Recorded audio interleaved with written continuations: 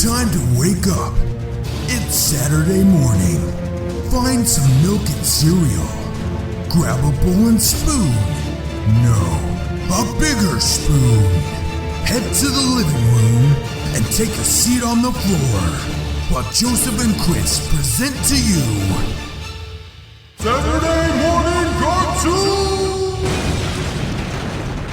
Hello everybody, welcome to Saturday Morning Cartoon Boom! This is a show where we wake up with the Saturday morning sun, plop down in the living room floor with a big bowl of sugary cereal, and watch all your favorite cartoons, both old and new. I'm Joseph. And I am Chris. And he is a robot, apparently.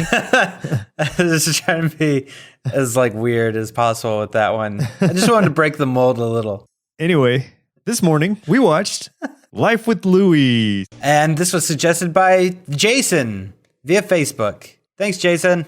Thanks, Jason. So the show Life with Louie aired from 1994 to 1998, created by Matthew O'Callaghan and Louie Anderson, produced by Fox Children's Network, Hyperion Studios, and the Anderson Hassan Company. It ran for 3 seasons, 39 episodes on the Fox Network. And for a short synopsis, the adventures of Louie Anderson as a child, growing up with his sweethearted mother, his loud and war-crazed father, his 10 siblings, and children at school who loved to tease him. Yeah. Wait, 10 siblings? What? Yeah. I only saw 2. Yeah, we only saw 2, but and one of them we didn't even really see. We just kind of saw her silhouette. Yeah, even in the credits though, or whatever, there's listed 4 older brothers, 4 older sisters, or something like that. Oh my gosh.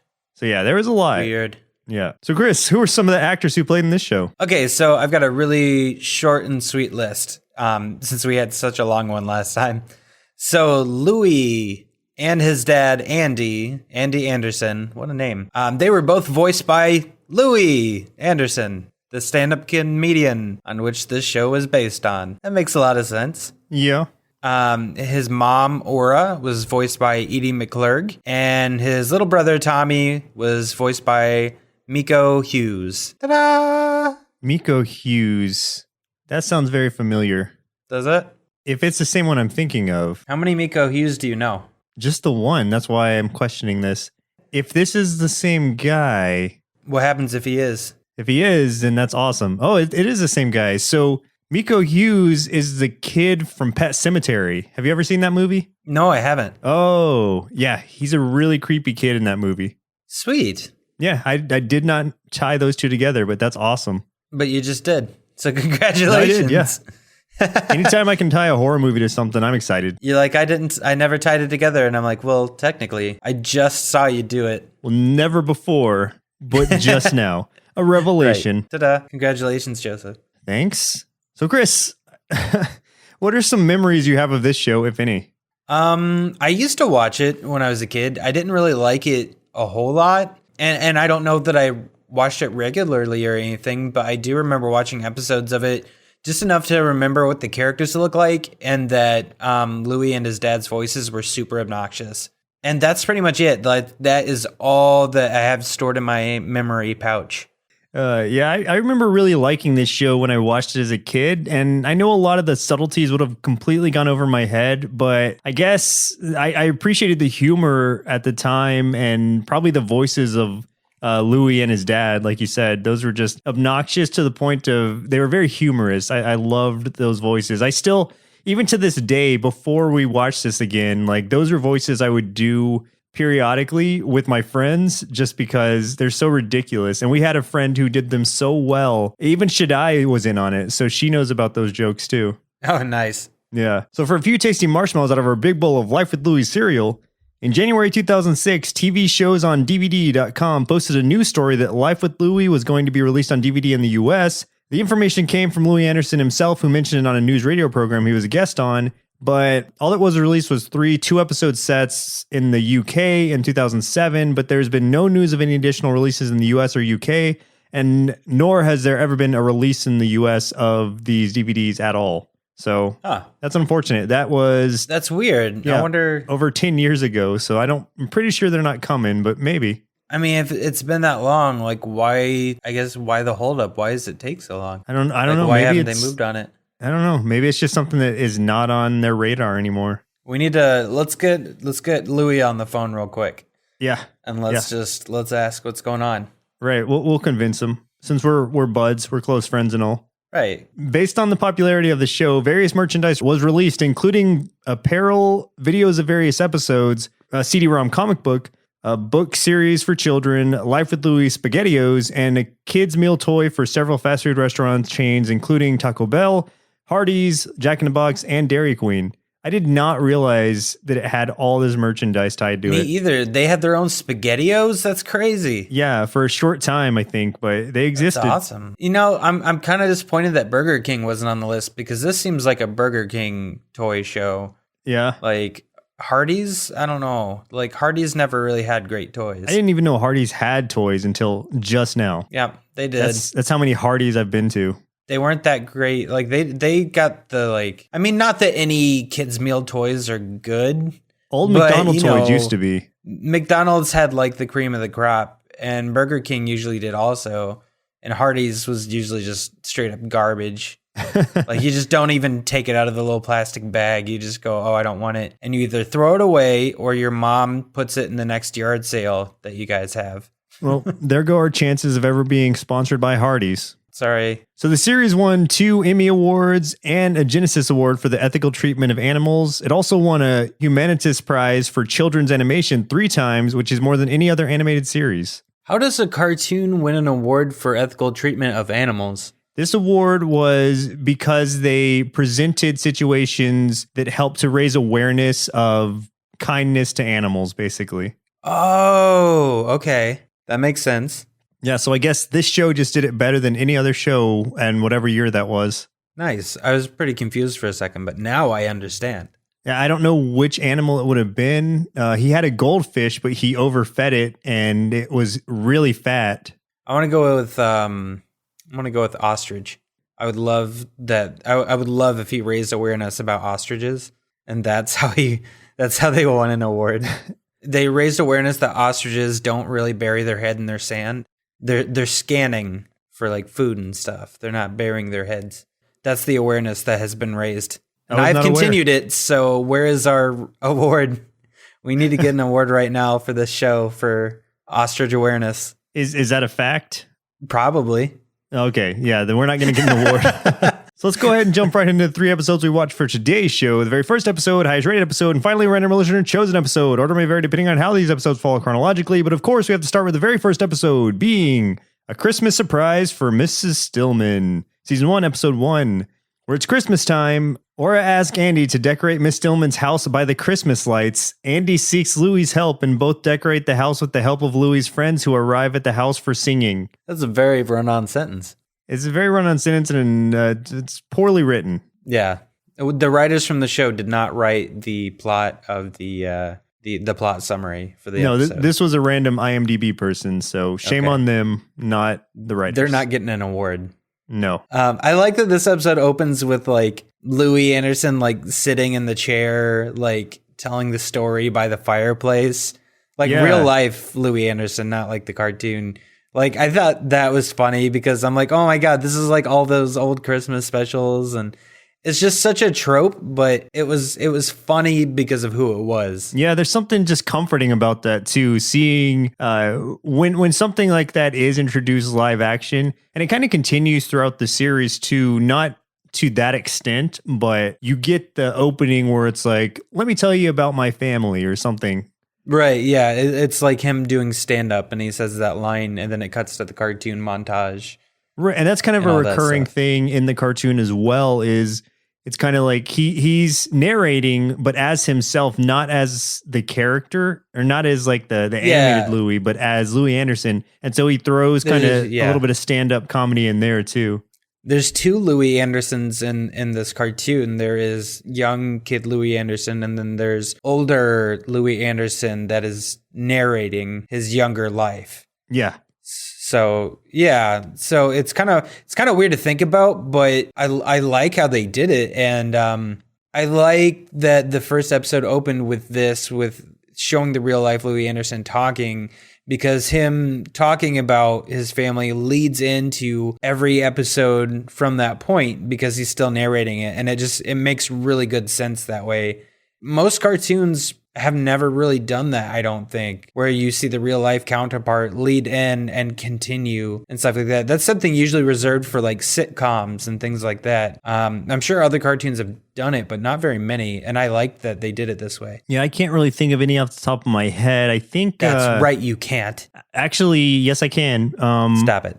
Hulk Hogan's Rockin' Wrestling that had those cameos of the live action wrestlers. Yeah, but that wasn't like them narrating it with the cartoon. That was just, they had live action stuff in the middle. I mean, like this one combined it, like the live action, him talking just continued. And then we saw the cartoon as he was still talking. Like, I mean, they like just fed into each other. Yeah, what was interesting about that also was the fact that it's like he's telling us these stories, and it's not like it all started and then it just goes in the story. It's like he keeps talking to us throughout the episode, and that's just kind of a cool way to tie it in, because it's almost like, even though, it's a cartoon and there's some parts of it that are probably very different from what actually happened, it's like this is almost like his recollection of these events, and you're always going to embellish things a little bit or leave certain things out. But overall, this is him narrating that so that it feels more real, even though it is in a cartoon form. And the genius of this is with him like telling these stories and stuff like that. Like if someone embellishes a story, what do they usually embellish? They usually embellish themselves or the things that happen to them. But really, if anything is embellished, it's probably the characters around young Louie, like his dad or his mom and stuff like that. I mean, you don't know that they're embellished, but I mean, young Louie is written so like just kind of normal, as normal as he can be. But I mean, he doesn't do anything crazy or outrageous or anything like that. It's just the people he's surrounded by. Yeah. So I thought that was genius. And I love the sarcasm when he talks, and sometimes he just breaks the fourth wall by just glancing at the camera and giving a look when something like goofy happens. Yeah. And like that was genius. That was such good writing. That's one of my favorite jokes kind of at the start of this episode was where they were throwing snowballs and he was talking about like, oh, you always try to avoid getting hit in the ear, that dreaded ear snowball. And then he was like, he got hit in the ear and he started crying, and then he was going home and he was telling it like, and this was where it felt very stand up to me, where he's like, and for some reason you always limp, even though you get hit in the ear, like you always start limping. Right. Exactly. Yeah. And I was that was a really good one. Yeah. And I was like, oh, that's totally like a stand up routine combined. And that was very early on in the episode. So it's like, this is what we're going to get throughout. And I was excited to see how the rest of it went. Yeah. It was just like a couple minutes in. And I like when, he comes in, somebody says something about Louie crying, and he's like, I'm not crying. Yeah. Like, that thing that little kids do, like they're crying and stuff like that, and they just get mad and say they're not. Yeah. No. Like, no, I'm not. Yeah. You're crying. You're crying. Yeah. And when he was like, when he went in the house, he's like, and you feel like, or this is like narrator Louie saying, and you feel like you have to just, like you hurt so much, like you just want to curse, like you feel like it's okay to curse, and no one hears him, and he says he doesn't. Yeah, he's like, did anyone hear me? And there's like nothing. He's like, oh man. I love young Louie in this. He is hilarious. Oh, I know. It was so much better than I thought. His character is just so funny because he's just so he is like dry and sarcastic humor. Mm-hmm. Where everyone else around him has just so much like wacky stuff going on that it's just like he has the perfect attitude to be the focal point of this kind of show. Right. He's very much an observer as opposed to a participant unless he has to be. Yeah, exactly. He is very much the observer.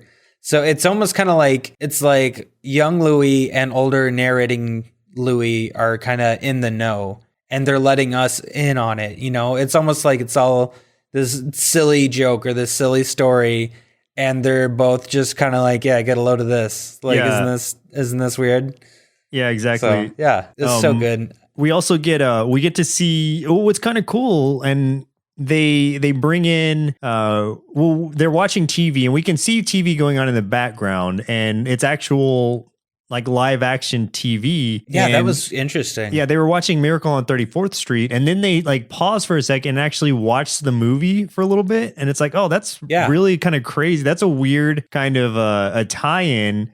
I mean, I don't know if they had, it doesn't matter really, but they had the rights to do that, or if it's just like free domain or whatever at that point. But oh yeah, public domain. Yeah, public domain. But I just thought that was a really neat, that it wasn't an animated version of it, that it was mixing the actual live action version into it. Yeah, that was pretty cool. Not a lot of cartoons do that either. I mean, Muppet Babies kind of being the big exception because they were constantly doing it. But Yeah, other definitely. than those two, like nothing else is really coming to me. But yeah, I mean, it's not like something they did often in this cartoon, but just because we'd seen it a couple times, that really stood out quite a bit.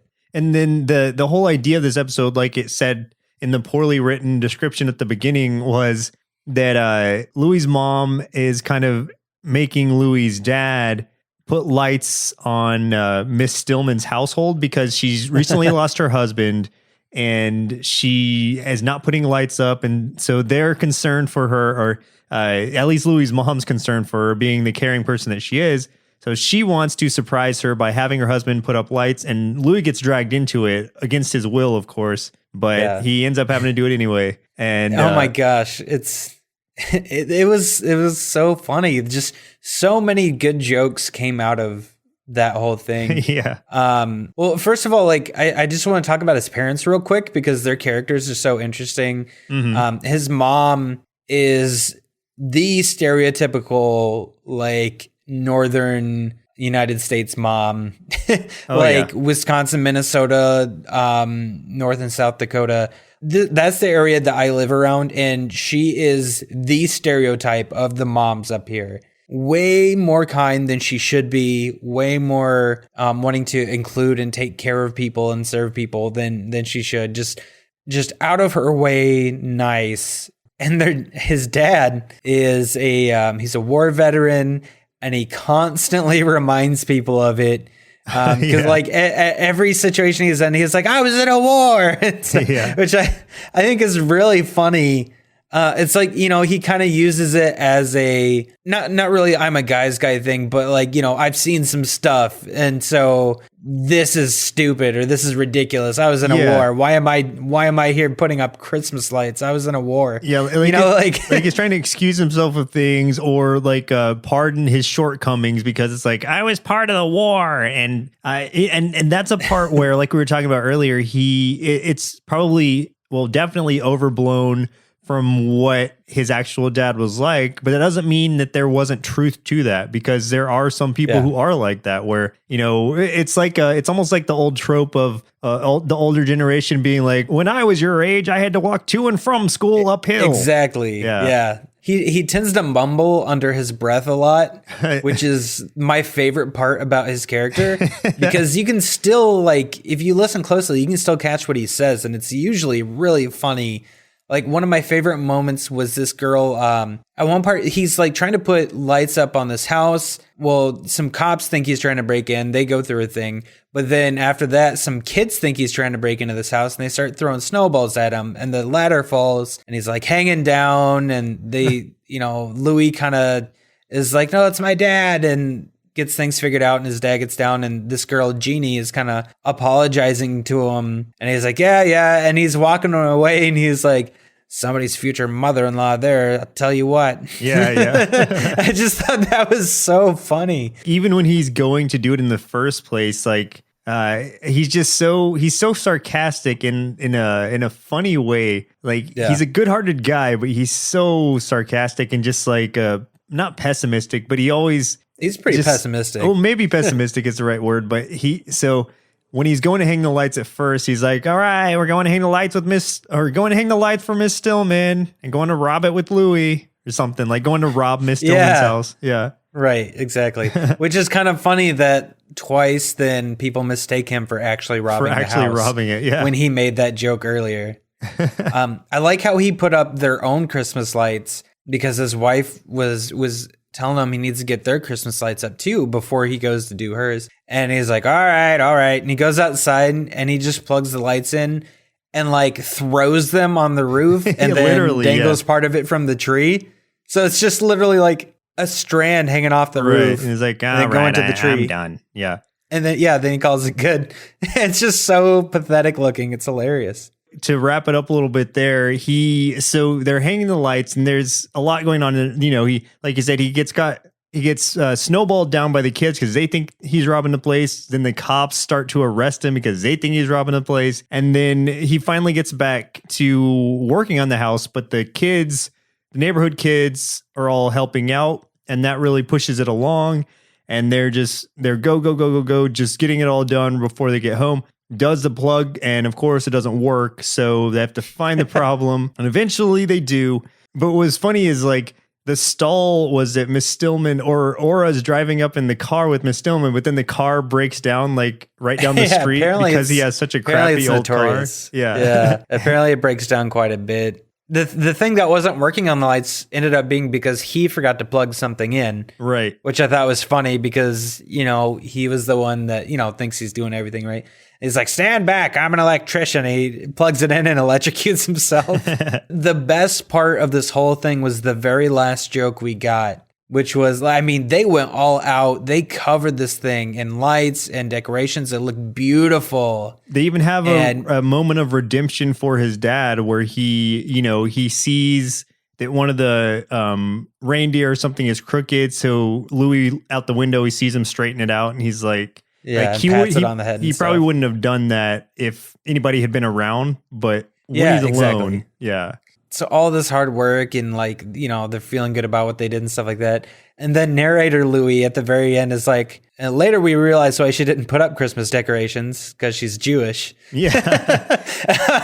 That, I laughed out loud so hard at that joke. That was a really good joke because it made that entire episode for nothing really, but but it was like such in the best way. Right, such a nice, sweet episode still, but that was just a good kicker. That was a good punchline at the end. See, that was something good that, this sort of stuff happened when we did Bill and Ted's Excellent Adventures, where the end would turn out to be all for naught. Yeah. But this wasn't really the same case because, they put up all these lights and she's Jewish, so she wouldn't put it up anyway. But they still managed to brighten her up because her husband has just passed and she got she was super happy. She had all the neighborhood kids there. The kids were all helping her out. And, the dad, as much as he griped and complained, enjoyed the work that he did in the end. And he was proud of Louie. There's all these really nice moments that still happened. So it wasn't just all for nothing. Yeah. It was just very ironic. Yeah. There was still in the process development of relationships and a good father-son bonding moment. So yeah, even wrapped in something that meant nothing in the long run, there was still so much to it. So I agree with you that it was much more meaningful than Bill and Ted's Adventures, period. Yeah. I don't know if they were excellent. Just adventures. They were just adventures. It'd be fine if they just made a sequel, Bill and Ted's Adventures. Yeah, Bill and Ted's just average no adventures. Adjectives. Yeah. They have to go and get milk. So the second episode we watched for today's show, the Thank You Note, Season 2, Episode 13, was listener pick and the highest rated both. Yep. And for good reason. For Louie's birthday, his grandma gives him a sweater, which she made for him. While trying to write the thank you letter, Louie decided to instead play with his friends. When he finally writes the letter, he finds out his grandma has passed away.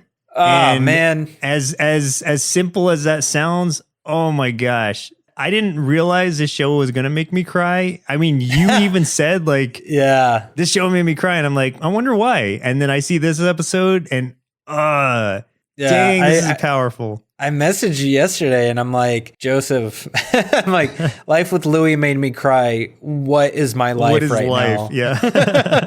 I was so confused that this show made me cry. But I really cried during this episode. It was heart-wrenching and beautiful at the same time. It really was. Yeah. And that's so amazing that they were able to pull that off. And what's even better is that, for all intents and purposes, this is a kid show, but this is a very mature kind of adult topic to cover, especially in a kid's cartoon. And it got super deep, honestly. Right, I mean, the whole thing it got was really deep, but it was also treated so delicately that it was this was a perfect delivery of this situation. Yeah, it's like you could tell they were treading very carefully, but they did it with like precision. Like, I mean, there was no misstep. So, I mean, like he said, his grandmother passed away.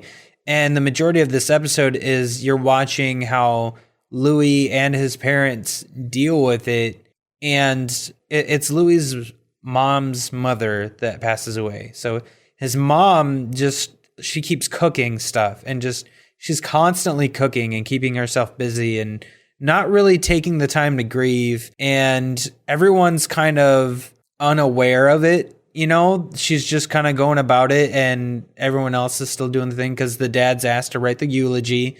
So he's spending most of his time thinking about that and kind of, you know, making sarcastic comments at grandma's expense. Yeah. And Louie is trying to figure out how to get her this letter. His little brother's like, well, I mean, if she's in heaven now, just find out what the address to heaven is. Find out what the address is. It was a really like a good moment where it just kind of hits you where he's procrastinating throughout. And, you know, coming into the episode, I had no idea that she was even going to pass away. I didn't read the description of the episode or anything. Caught me off guard. And so, like, his procrastination on writing that letter, I didn't realize was going to have such, like, hard implications to it. And then it gets to that point, it's like, oh my gosh, like, what is he going to do now? And so his drive is to get this letter to his grandma, even though she has passed away, he's got to get an address. If she is anywhere, then there has to be a way to get this to her. And in his head as a child, so that's his motivation throughout. And what's really interesting is the way, I mean, really all of it, but one of the most interesting parts was how he explored all these different religions trying to find a way to deliver this message to her. Like it starts with just, you know, your basic Christianity and the idea of heaven, and that's where I thought it was going to cut it off. And then it goes into, you know, Jewish afterlife. And then it goes into just like I think Muslim is right after that. Yeah, he talks to some Muslims and then he talks to a Buddhist. Mm-hmm. And yeah, he hits a whole bunch of different things and just learns. It's smart because it's kind of teaching you at the same time, or at least, I mean, if it's kids, it's introducing you to that, oh, there's multiple religions out there. There's people with these other viewpoints that, you know, not everybody thinks the same, and that's okay. Like, you know, they were all still comforting in their own way, you know, except for the Jewish guy who just couldn't make up his mind. Yeah. I mean, there was just good religious diversity there. But yeah, the Jewish guy, the rabbi is just like, some rabbis say yes, some rabbis say no. And that was his answer to pretty much everything. Yeah. There's this kind of joke that came after the like the Buddhist or Hindu thing where he hears about reincarnation. Mm-hmm. So then he thinks, oh, well, my grandma may have been reincarnated and she could be anything. So he's like walking around. He goes to like an infirmary and like talks to some newborn babies, starts reading his thank you note. And he's like reading it to animals outside. Yeah. And it's like, when he's... I was just going to say, and he's just reading it to like ants and stuff too. And at that's the point that, I mean, you were probably about to get there, but where the other kids start to like, not make fun of him as much as just like he's gone crazy. Like he's flipped his lid. He's trying to talk to his grandma through all this. So he's getting picked on, but he's not acknowledging it really because he's so driven to get this message to his grandma that he is trying to find any way to do that.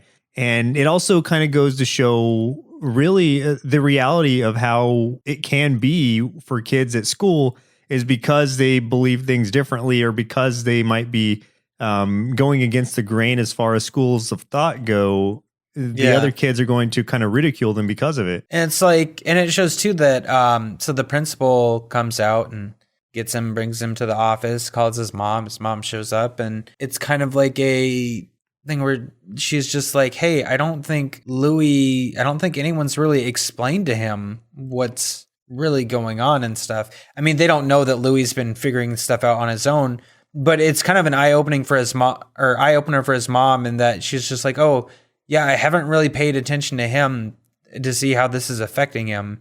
So that it was kind of an eye opener thing. So there's like a lot of lessons going into this episode, like all over the place.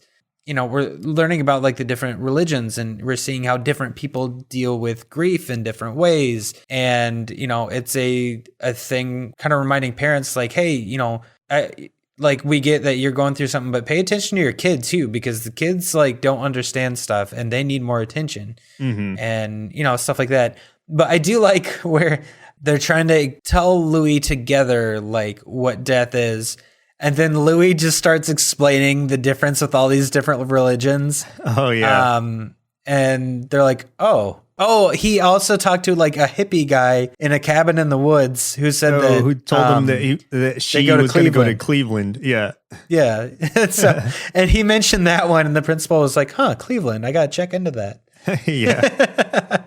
So, yeah, that was really good. The adults didn't really know how to react to that. Like they were treating it way different than it actually was. They didn't realize he had been doing all that research. But this is kind of the point where there's the wrap up of this part of it where you know his mom's going to help him deliver the message to grandma, or you know that she has a special place in her heart for you. And she always knew wherever she is, you know, she knows you're thankful for the gift and she knows that you miss her. She gave him a good example of, you know, grandma always knew, basically, is the moral of that part of it. And because she always knew, you know, what made you happy, you know, how to make you feel better or whatever, she also knows that you miss her and that you were thankful for the sweater. And that wasn't even the end of it. That wasn't even that was a strong message there, but that was super smart way to do it too. Right. And then it just keeps, that's good parenting. Right. Then it just keeps hitting you with that stuff when we get to, or when actually this is kind of the interlude point where Aura, Louie's mom, is cooking, and Andy comes up to her and she just kind of breaks down and says that, you know, she misses her mom. That's the part that got me. Yeah. Yeah. Cause like she eventually like got in bed and she can't sleep, and she's talking about maybe getting up and cooking some more, and Andy's like trying to tuck her in and like, you know, I think you need to sleep sort of thing. And then she finally, for the first time, starts to cry. And that got me hard. Like that was the part that got me. I was just like, oh my God. Cause I've seen so many people like that just try to bottle it up. And I tend to be like, historically, I've been one of those people too, that just tries to bottle stuff up and push past it and not deal with it. But I mean, that always makes for like bigger problems later, you know, if you don't deal. So yeah, man, that hit home pretty hard. Kudos. Right. And even in the delivery of the eulogy, when it's actually grandma's funeral, is Louie's dad comes up and he's like, the reason I think she chose me for this is because, you know, I'll give it to her straight. Like I always tell the truth. I'm not going to sugarcoat things. That kind of preps you for, this might not be a great delivery or something. The way he starts to intro it seems like it's going to go that direction. But then the way it comes out, it's actually, in his own way, it's actually a very beautiful delivery of this message and a good send-off to her. Yeah, it was really sweet, which is strange coming from Louie's dad. But yeah, he did a fantastic job. I do like one joke that he made before the eulogy, though, where he said, if we had Granny in World War I, we wouldn't have had a sequel. Yeah. I thought that was hilarious. I was like, that was a good one. Right, because she was one heck of a woman, the toughest he'd ever seen, he said. Yeah, exactly. And she was kind, she was strong, she could laugh, and he said she was a part of his family and still is. Like, he sees her in all his kids and all that. And it's just like, it's so emotional the way he's delivering it. Even in his tough demeanor, like that's kind of those walls coming down a little bit to really let feelings out for a change. Yeah, it's interesting because it's like his dad plays the role of this, like, you know, kind of gruff, know-it-all, I can do everything sort of guy. But he does show you some glimpses of him having a big heart behind everything. Like, he's actually a big softy underneath like the hard exterior. It's like he doesn't really try to show people that he does have a soft heart. It just naturally comes out from time to time. Yeah, definitely. And the way that it ends, well, I mean, right before it ends, Louie puts he finally delivers the letter to grandma and puts it on her graves, on her grave. Then the kicker, just like the previous episode that we watched, is that the guy calls in, the lawyer calls in about her will again and is like, oh yeah, I forgot the last part of it, which was she also requested that you pay all of her legal bills. And then right. And then that's like that was some good levity to kind of a deep episode, or kind of an episode where it was a little sad, but that was a good way to kind of flip it and be like, oh, well, come on. It was still kind of sweet because like the dad was like, and then he kind of laughs and he's like, well, Granny, I guess you got me one more time. Yeah, sort exactly. of thing. And I was like, okay, that was cool. It's a like, good way for him to handle that, right? Yeah, like that was almost like, that was kind of like his last moment with Granny, So her last joke, and yeah, exactly. Good stuff. Oh man, Shaddai and I both cried because of this episode. So last episode we watched for today's show was Go Packers, season 3, episode 4, and I think you just chose this one, Chris, or what? I did choose this one. I did choose this one. I chose this, yes. And the reason I chose it is because I am surrounded by Packer fans and stuff where I live, and it sucks. So I wanted Joseph to have an idea of what it's like living where I live right now, because this was it to a T. So in this one, Louie and his father attend a football game between the Chicago Bears and the Green Bay Packers, and that's the basic overview of it, but there's a lot that goes on in between. Yeah. Oh my gosh. So Sunday football, as with a lot of families, actually, this was a Sunday tradition, was to sit down, watch football. The dad's in his chair and the kids are kind of, or really anybody around is kind of either forced to watch that or go somewhere else because that's staying on. Which I'm guessing both of us grew up that way, right? Yeah. Because I know you're not really into sports and I'm not into sports. Yeah, for me, for my family, it was the Cowboys, though, of course. Right. Well, actually, me too, because my dad was a huge Cowboys fan. Oh, okay. So, yeah, I'm right there with you. I can't remember what the actual delivery of it was, but at one point, Louie's dad is like, "What kind of Packers fan are you?" And Louie's just like, "Oh, hungry one." Oh, one thing that I wanted to mention, I meant to mention this in the first part, but there's so many similarities in this show to when I was a kid, which, I mean, this would have taken place way before I was born because this is when Louie is supposed to be young. But, they've got that old TV and they have to use pliers to change the channel because the knob is gone. Oh, yeah. And it's just a little thing. We had a TV just like that. That's what I used to play my Super Nintendo on. It was this big TV in this big wooden case and the knob was missing. I had to get a pair of pliers, and that's how I changed the channel on the TV, was using pliers.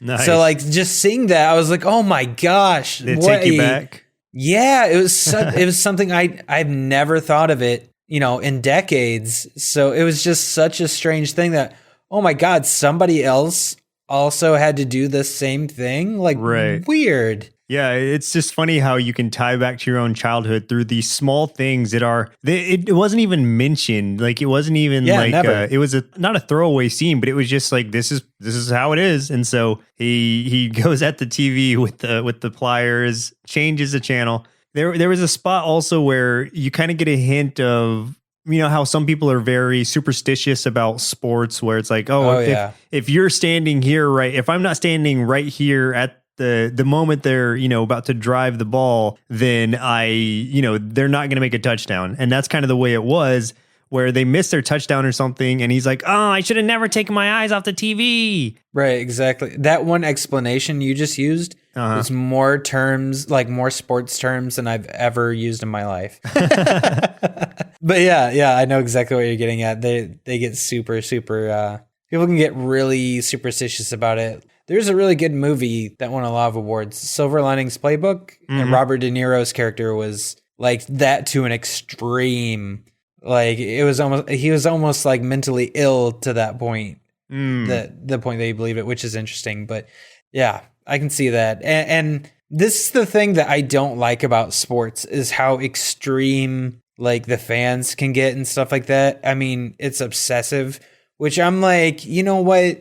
There's people obsessed about other things. Like you and I are huge fans of things like video games or comic books or horror and stuff like that. But I mean, we don't go to bars yelling at televisions and getting drunk and brawling with people about superheroes, you know, where like, you know, you'll go to I mean, any sports game now, you'll see a fight in the stands at some point or a fight break out at a bar because, you know, somebody likes the Vikings more than the Packers or something like that. And I'm like, man, like, savages, man. It's kind of savages. It's kind of those extremists who, this is why we can't have nice things, as they say. Yeah, exactly. And that's why I don't like sports. Yeah. Is because other people have ruined it for me. That makes sense.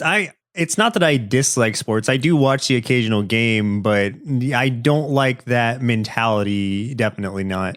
I'm not. Yeah. Like I don't know anybody personally who's that obsessive over it, fortunately, but I do know that people like that exist, obviously. Yeah, and quite a few up here. Just throwing that out there, quite a few. In this one, Louie's dad, so he's taking Louie to the game because they can only afford 2 tickets a year, or he can only afford 2 tickets a year. So this is the year that Louie finally gets to go with him. I mean, Louie doesn't want to, but Louie's dad's excited about it because he wants him to be, you know, a player, like a linebacker or something when he goes to school or when he goes to high school. I like Louie's reaction when his dad says that he's taking him.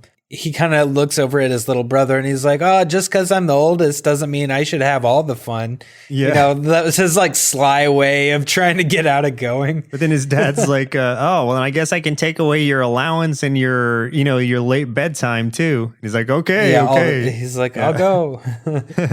But yeah, that was pretty funny because that's something I would have pulled. If I had a sibling, I would have totally done that same kind of thing. And kind of a recurring thing throughout this episode, or I guess a recurring thing that's been happening year after year or so we hear is that Louie's dad has been trying to meet the Packers coach, well, to no avail. And he's sure that this year is going to be the year that he does it. He's going to meet Coach Vince.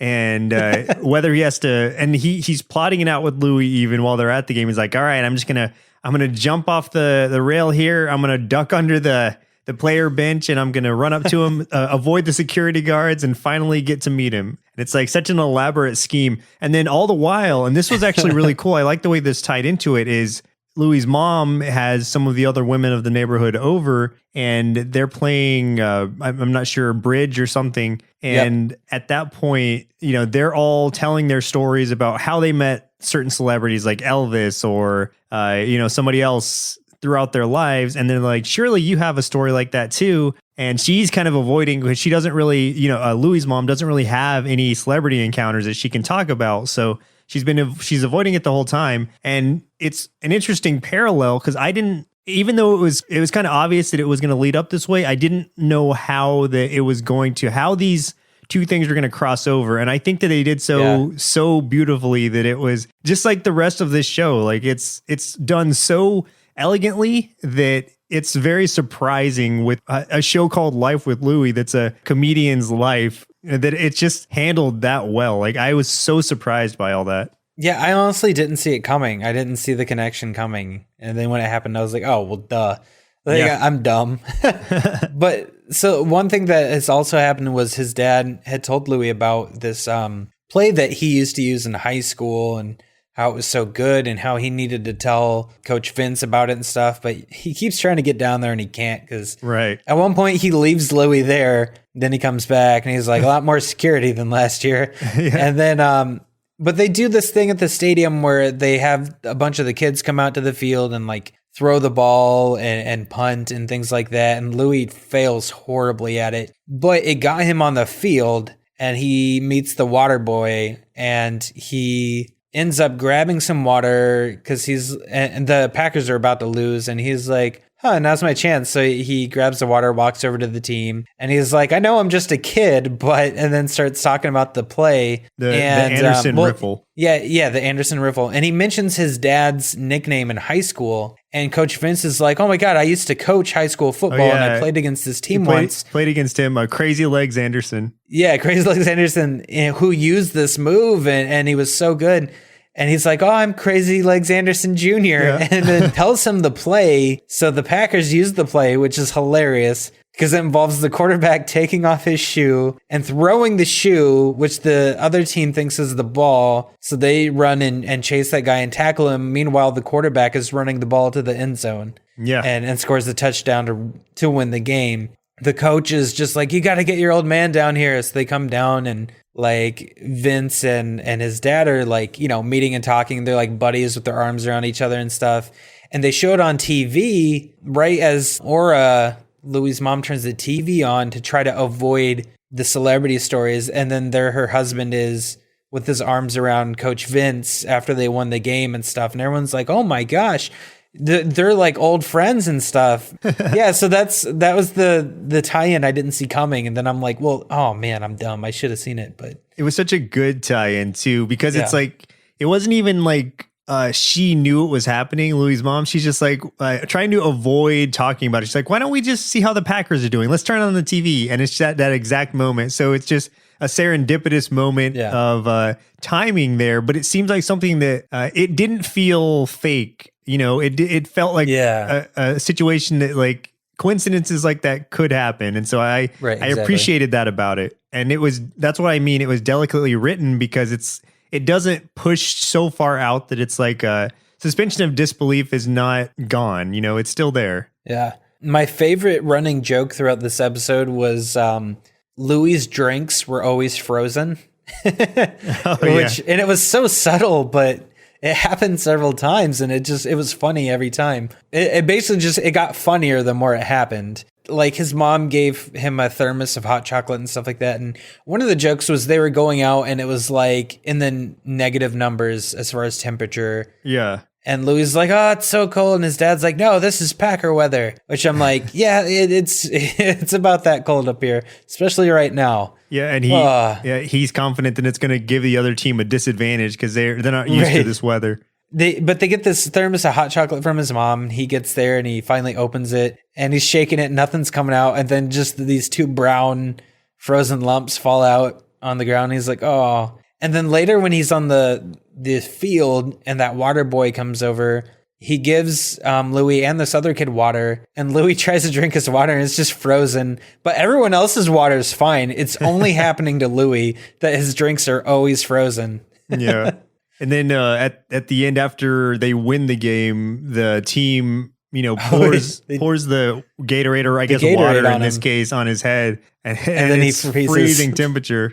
Yeah, it's kind of funny because like you see him just start to freeze. And so good. The good message at the end of this one was like Louie's dad saw him fail at the football, tryout and everything, and then he's just like, just because you won't be a Packer doesn't mean you can't be a hero. And this was a good example of that. And this show just sent so many positive messages, like mixed in with the humor, that I really appreciated that.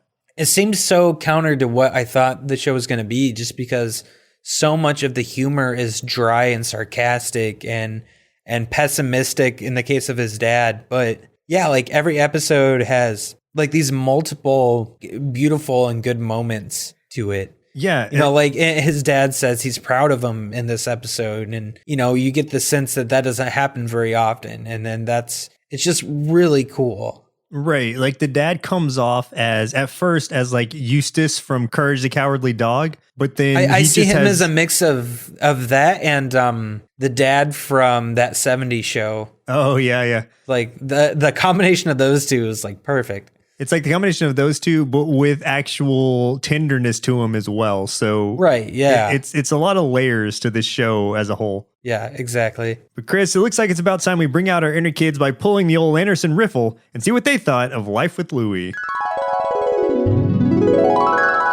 I never thought Louie Anderson was very funny because his voice is annoying and dumb, but this show made me laugh a lot, and his dad was always yelling, just like my dad. And his family is just like all the families where I live and just as stupid. I gave this cartoon 5 bowls of I Was in a War cereal out of 5.